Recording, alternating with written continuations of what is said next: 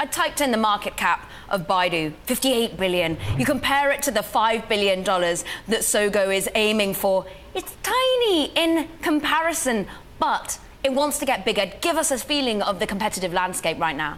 Baidu is definitely by far the dominant player in the overall search engine space.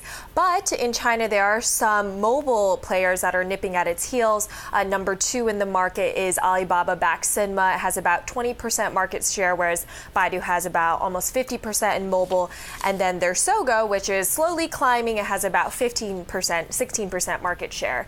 So it still has a far ways to go, but it does have some competitive advantages. A big one is that one of its backers is Tencent. It actually merged with Tencent's online search subsidiary in 2013, which shows that Tencent is really betting on Sogou. It's going to want to make it succeed as it competes with Alibaba and Baidu in this space. And it is the only search platform that is allowed to use WeChat's public comments in its search. So that is a big deal for Sogou. And it's also making partnerships with smartphone makers to make sure that devices are shipped with its software already downloaded.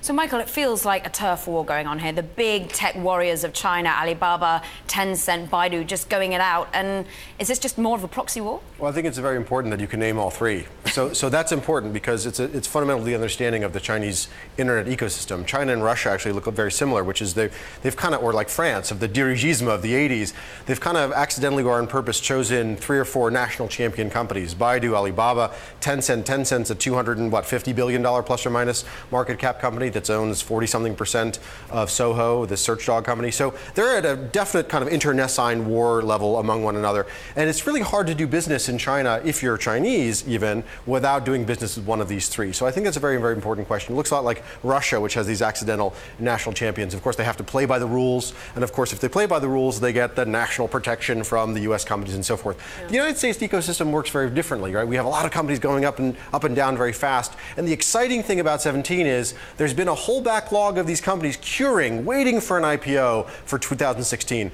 In the Chinese case, there's a whole sort of a downdraft on Chinese IPO companies, Chinese market cap companies, which may be responsible for delaying the Sogou story for 2 years. We first started hearing about the Sogou IPO in 2015 of March of 15, and now 2 years later, the time might be right.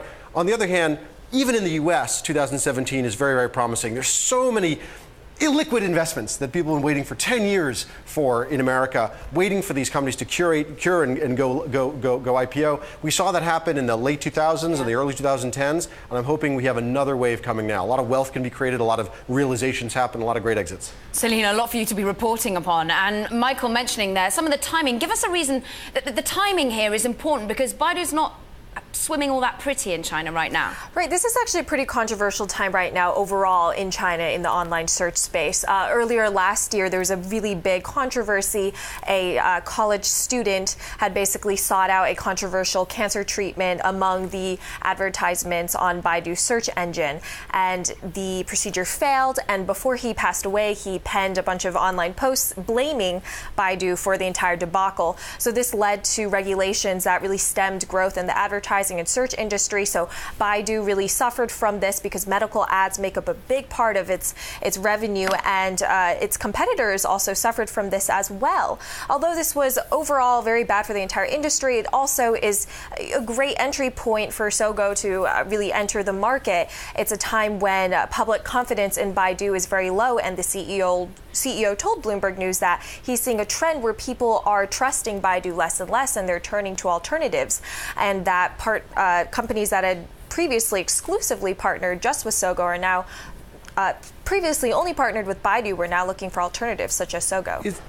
Is it significant where Sogou wants to IPO, in what market, in what exchange, and what might inform that decision? Is that Quickly, significant? Selena, sorry. Sure. Well, I mean, Baidu, I think that the U.S. IPO is big for them because it gives them a brand name. It's not as well known as Baidu or Alibaba-backed company, and I think for them it would probably be a way to gain recognition and more partners and get technology because they want to use the IPO proceeds to invest in machine learning and AI, which is very big in Silicon Valley.